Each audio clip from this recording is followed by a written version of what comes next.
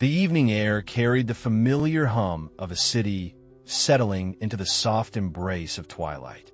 Streetlights flickered on in unison, casting their golden glow across the damp pavement as pedestrians moved in slow waves along the sidewalks, caught between the urgency of their day and the promise of an unwinding night.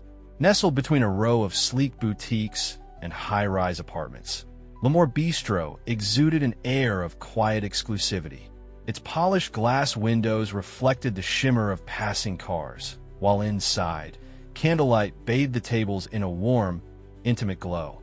It was a place where the elite came to indulge in hushed conversations over expertly plated cuisine, a sanctuary from the outside world, where status was understood and discretion was unspoken law. Karoline Leavitt had no intention of disrupting that delicate balance when she stepped through the entrance, the scent of roasted garlic and aged wine wrapping around her like an invitation. She had come alone, seeking nothing more than a quiet meal after a long day. As a rising political figure, she had long grown accustomed to the occasional whisper of recognition, the subtle double takes from those who followed the relentless tide of media cycles. But she had never demanded attention, not in rooms like these. Her choice of attire was simple, an elegant, fitted black blazer over a soft cashmere sweater, paired with tailored slacks that moved effortlessly with her stride. Her hair, always meticulously styled, cascaded past her shoulders in soft, natural waves. She carried herself with the kind of quiet confidence that was neither arrogant nor insecure, merely assured, a woman who had fought for every inch of ground she stood upon. The hostess, a woman in her mid-30s with practiced poise, glanced up from the reservation book, her perfectly lacquered nails tapping lightly against the podium. Her smile faltered only slightly, so imperceptibly that most wouldn't have noticed. But Karoline did. She had encountered it before. That moment of recognition followed by the internal calculation. The flicker of personal judgment attempting to override professional courtesy. "Welcome to l'amour. Will you be dining alone this evening?" the hostess asked, her voice smooth but lacking warmth. Karoline nodded politely. "Yes, just me." A crisp nod in return, followed by a sweep of the hostess's hand toward a table near the back, a choice that did not go unnoticed. The restaurant had plenty of open seating, yet Karoline was being guided to a corner spot, partially obscured from view. A deliberate placement, though whether it was meant to shield her from attention or subtly diminish her presence remained unclear. Still, she said nothing. She had learned long ago to choose her battles wisely. Sliding into the plush leather chair, she exhaled slowly, allowing herself a moment of peace. The menu, printed on heavy, cream-colored cardstock, lay unopened before her as she traced the rim of the water glass with her fingertip. She had always found solace in quiet moments like these, in the simplicity of solitude amid a world that often demanded too much. A waiter approached, his crisp white apron pressed to perfection, as she offered him a polite smile as he poured sparkling water into her glass. She placed her order, a light salad with seared salmon, a dish she had ordered countless times before. It was a ritual of sorts, a small pocket of normalcy in a life that often felt anything but. As he retreated, Karoline allowed herself to settle into the soft murmur of the restaurant, absorbing the quiet melodies of conversation that drifted around her. Couples leaned in close, their words wrapped in secrecy. Business partners clinked glasses over closed deals. The air was thick with quiet indulgence, with a kind of affluence that carried its own unspoken rules. And then the shift. It started subtly, an energy shift that sent a ripple through the room. The kind of change that was neither loud nor disruptive, yet unmistakable. Karoline felt it before she saw it. The weight of lingering glances, the hushed exchange of words just beyond the periphery of her hearing, and then the slow, deliberate footsteps that approached her table. When she glanced up, she was met with the unwavering gaze of a man in a sharply tailored suit, his expression carefully neutral, yet unmistakably resolute. The restaurant manager. She straightened slightly, her hands resting lightly against the linen-draped table. "Miss Leavitt," he began, his voice smooth, practiced, I hope you're enjoying your evening." She inclined her head slightly, sensing the prelude to something far less cordial. "There seems to have been a small misunderstanding," he continued, clasping his hands in front of him. "Unfortunately, we have a policy regarding public figures dining in our establishment. We aim to maintain a neutral and inclusive atmosphere for all of our guests." The words, polished to perfection, were meant to sound professional, reasonable even. But Karoline understood the undercurrent beneath them, the calculated dismissal wrapped in a veneer of politeness. She remained silent, allowing the moment to stretch, studying him with the same quiet intensity with which he regarded her. He expected protest, a scene, the kind of reaction that would justify the very thing he was attempting to do. Instead, she tilted her head slightly, considering her next words with the precision of someone who had spent years mastering the art of restraint. And then, with a calmness that rattled the very foundation of his authority, she simply asked, "On what grounds?" The question, spoken with measured control, unsettled him just enough for her to see it. The slight twitch of his jaw, the way his fingers flexed minutely before he clasped them tighter. "I believe I was clear," he said, his voice firmer now, as if needing to reassert control. Karoline exhaled, slow and deliberate, before rising from her chair. The restaurant had grown noticeably quieter. Conversations had dimmed to murmurs, eyes darting between plates and glances, waiting for the next move. She reached for her clutch, sliding it over her wrist with practiced ease. Then, meeting his gaze directly, she nodded once, neither defeated nor combative, simply accepting the moment for what it was. "If that's the policy," she said, voice steady, "then I won't impose." And with that, she turned, leaving behind an untouched glass of water and a room thick with the weight of something far greater than a simple refusal of service. Because the real moment had not yet arrived. Not yet, but soon. And when it did, it would leave everyone in this room, including the manager himself, questioning whether they had truly understood the meaning of dignity, of quiet strength, of what it meant to stand firm without ever needing to raise your voice. Karoline Leavitt would not need confrontation to make her point. She had something far more powerful, and soon the world would see it. The crisp night air wrapped around Karoline as she stepped onto the bustling sidewalk, her measured strides carrying her forward without hesitation. The restaurant's golden glow spilled through the windows, illuminating the faces of patrons who had been unwilling participants in an unspoken moment, one that lingered in the air even after she had departed. Though no one had spoken outright, the weight of their stares had been undeniable, their curiosity caught between quiet discomfort and a muted expectation of drama that never materialized. As she walked along the quiet street, the rhythmic click of her heels against the pavement was the only sound she focused on, steady and resolute. It would have been easy, tempting even, to let frustration boil over, to meet injustice with outrage, to demand explanations from those who had already decided their stance. But Karoline understood something that many never learned. The most powerful response to exclusion was not anger, not retaliation, but an unshakable, deliberate composure that forced others to question their own behavior. Her departure had not been an admission of defeat, but rather the setting of a stage. And though the confrontation had ended, the consequences of that moment had only begun to unfold. As she continued down the street, she reached for her phone, the smooth glass cool against her fingertips as she unlocked it. A single message awaited her, a text from a longtime friend who had been present at the restaurant that evening. "I don't think they realize what they just did. People are already talking. And trust me, it's not going away quietly." Karoline exhaled slowly, allowing the words to settle before slipping the phone back in her coat pocket. She had expected whispers, quiet exchanges at nearby tables, perhaps a few social media posts from those who had witnessed the event firsthand.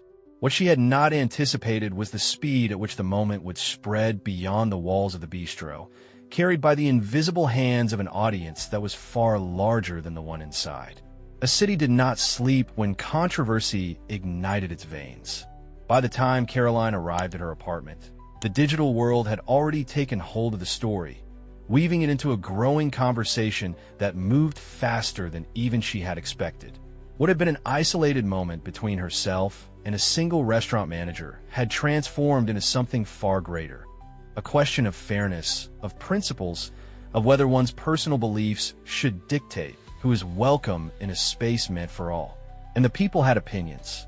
Posts surfaced across social media, some recounting the event in vivid detail, others expressing outrage over the blatant discrimination, while still more questioned the deeper implications of the restaurant's decision.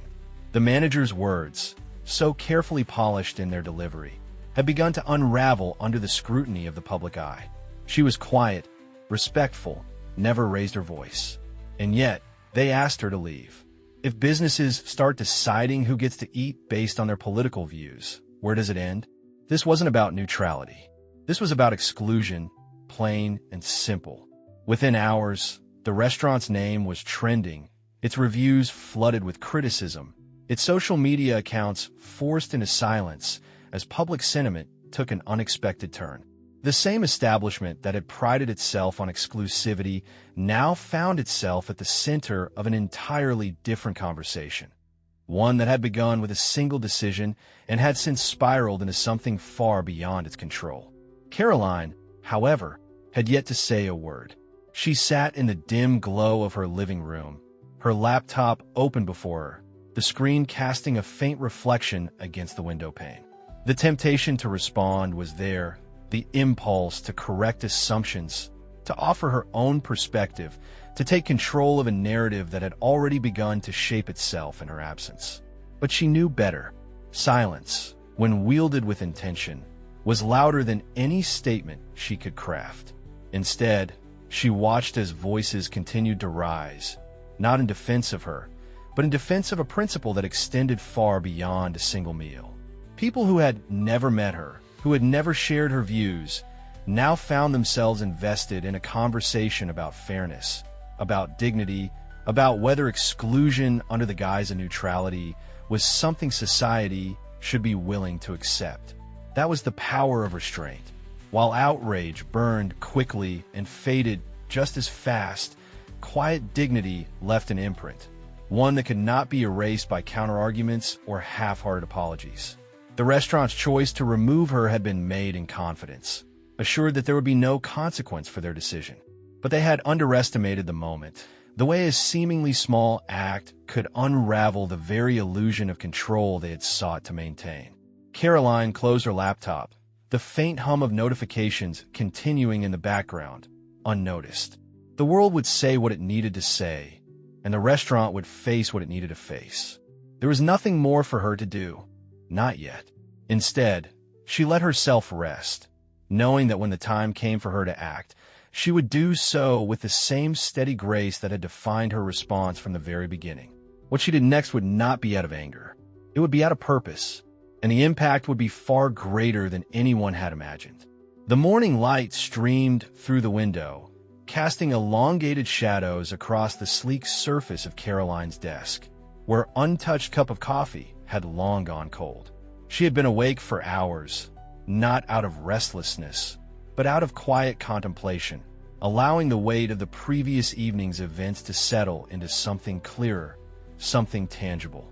The world had already decided that her removal from the restaurant was not simply an isolated incident, but rather a symbol of something much larger, something that extended beyond a single person, beyond a single meal, beyond a single establishment's flawed attempt at discretion.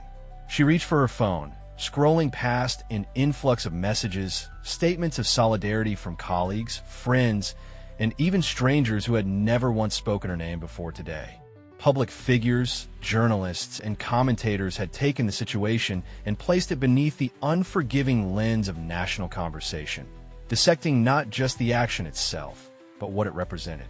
The line between private business rights and political discrimination had become the center of a heated debate, and though she had remained silent, her absence from the discussion had only fueled its intensity. But silence was not surrender. She had always believed that the way one responded to adversity defined them far more than the adversity itself. And now, as she watched the conversation grow, She knew that her response had to be as measured as it was meaningful. This was no longer about defending herself. This was about making something out of the moment that no one would forget. A soft knock at the door pulled her from her thoughts, and as she rose to answer it, she found herself greeted by the familiar face of a longtime friend, someone who had always understood the gravity of moments like these before she even needed to explain. Without a word, she stepped aside, allowing him into the room, his expression caught between admiration and concern. "I don't think you fully realize the scale of this yet," he said, his voice carrying the weight of someone who had spent hours navigating the growing media storm. "This isn't just trending, it's turning into something no one can ignore." Karoline exhaled slowly, folding her arms across her chest as she leaned against the edge of her desk. She had known, of course, that the situation had gained traction, but hearing it spoken aloud made it feel all the more real, as if acknowledging its significance somehow made it more tangible. He continued, pulling out his phone and scrolling through the latest headlines, each one more pointed than the last. Banned from a bistro, the growing divide over political exclusion. What happened to Karoline Leavitt was about more than a hat. It was about a precedent. Restaurant faces backlash after denying service to conservative figure. The weight of public discourse had shifted, no longer merely an echo of outrage, but a question of principle, one that the restaurant itself had no choice but to confront. Businesses had long enjoyed the illusion of selective neutrality, claiming apolitical spaces while quietly curating the types of patrons they deemed acceptable. But last night had shattered that illusion, and now they found themselves at the center of a reckoning they had never anticipated. Karoline's friend hesitated before speaking again, his voice lower, more deliberate. "The restaurant issued a statement this morning." She arched a brow, slightly, waiting. "They're calling it a misunderstanding," he continued, his expression betraying his skepticism. "They claimed there was no political motivation behind their decision, that they reserve the right to enforce a distraction-free dining experience." A soft, knowing exhale left her lips as she tilted her head slightly, absorbing the carefully constructed words. The statement was precisely what she had expected, vague enough to avoid direct accountability, yet measured enough to appease those who might otherwise demand one. It was not an apology. It was an attempt to rewrite the moment into something far less consequential than it had become. She pushed away from the desk, pacing slowly across the room as she considered her next step. The restaurant had underestimated the power of the moment, and now it was time to show them exactly what that meant. Turning back to her friend, she spoke with the quiet conviction of someone who had already made up her mind. "I'm not responding to their statement. I'm doing something bigger." A flicker of understanding passed over his features, followed by the trace of a knowing smile. "You're going to turn this into something they can't control, aren't you?" She nodded, because where the restaurant had sought to diminish her presence, she would now ensure that they had no choice but to confront it. The most powerful response was not anger.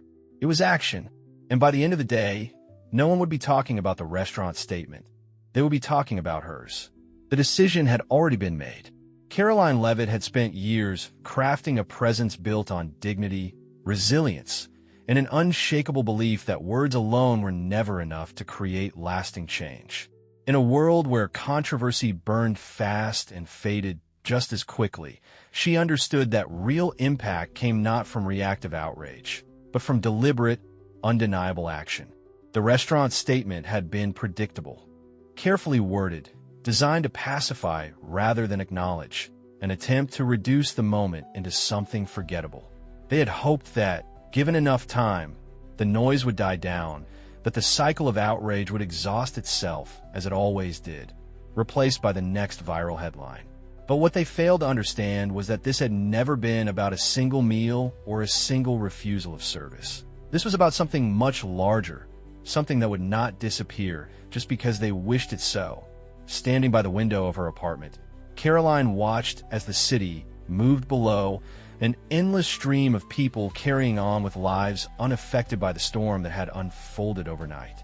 In another life, in another moment, she might have let it go, might have chosen to let the weight of public reaction settle without her interference.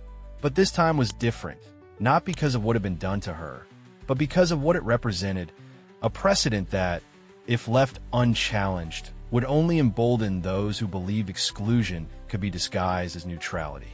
With quiet resolve, she turned back toward the room, where her closest advisors sat waiting, anticipation thick in the air. A laptop sat open on the table, notifications still flooding the screen. Mentions, articles, messages from reporters eager for response. But Karoline did not need interviews or press releases to make her statement. She needed something undeniable, something that could not be ignored. One of her team members, a man who had worked alongside her through campaigns and public battles, leaned forward, his expression expectant. "So what's the plan?" Karoline met his gaze, unwavering. "We're organizing an event," she said, her voice even, measured, carrying the certainty of someone who had already envisioned every detail. Not a protest, not a press conference, something bigger. The room remained silent, waiting. "They wanted to make a statement by removing me from their restaurant," she continued, pacing slowly. "So let's make a bigger statement by filling an entire space with the very people they tried to exclude." A murmur rippled through the group as understanding dawned. Karoline had no intention of returning to the restaurant, no desire to demand an apology that would be meaningless if not freely given. Instead, she would turn the moment into something undeniable, an event celebrating the very thing the restaurant had tried to suppress: inclusivity, open dialogue, and the right of every person, regardless of their beliefs, to exist in shared spaces without fear of being unwelcome. "We're hosting a public dinner," she said, her tone resolute. "A gathering where every person, from every background, political view, and walk of life, is not only welcome, but encouraged to come together. A night where the only rule is respect, where conversations can happen without judgment, where no one is turned away." One of her team members, a young woman with sharp instincts for public engagement, leaned forward, intrigued. "And where exactly are we doing this?" Karoline let a small, knowing smile play at the corner of her lips. "At the restaurant across the street from them." A pause, and then a slow wave of realization spread through the room.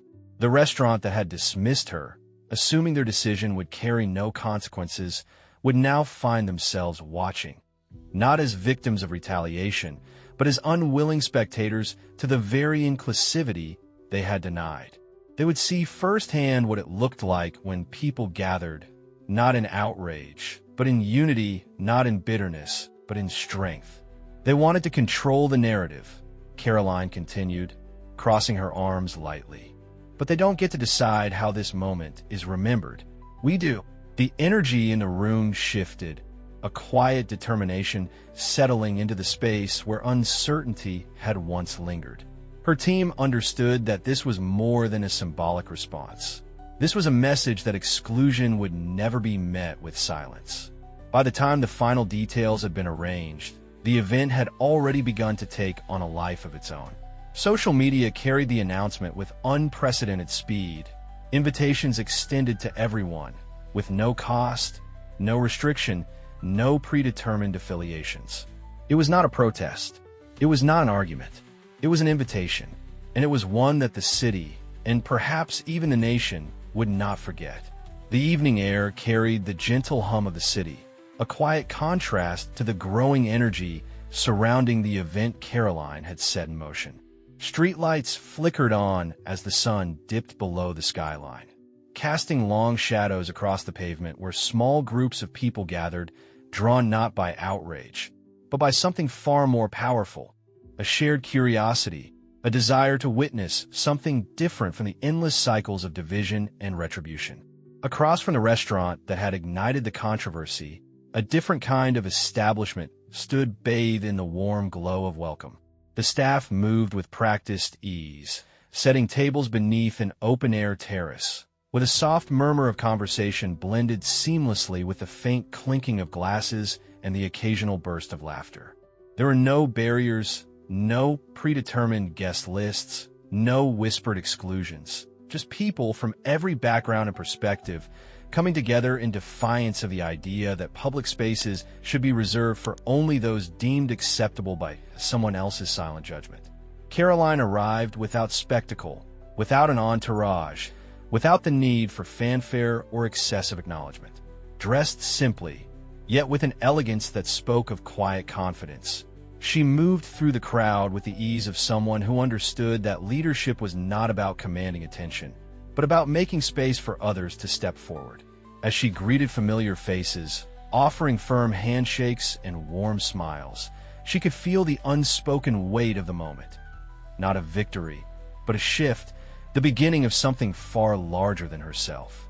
As the evening unfolded, the restaurant that had refused her service remained open, its own patrons glancing occasionally toward the growing crowd across the street. Some watched with thinly veiled disapproval, others with reluctant intrigue. But the most powerful reaction of all was the unmistakable discomfort of realizing that exclusion had not silenced her. It had amplified something far greater than one person's presence at a table. Journalists had arrived, some expecting confrontation, others hoping for a dramatic statement that would serve as the next viral headline. But there were no speeches, no pointed accusations, no attempts to stoke division. Instead, there was only the undeniable reality of the scene before them. A full restaurant, tables overflowing with conversation, an atmosphere alive with the very inclusivity the other establishment had claimed to uphold. A reporter, microphone in hand, hesitated before approaching Karoline, his expression caught between professionalism and genuine curiosity. "Miss Leavitt," he began, his voice measured, "many expected a strong response from you following what happened last night. Some assumed you would call for a boycott.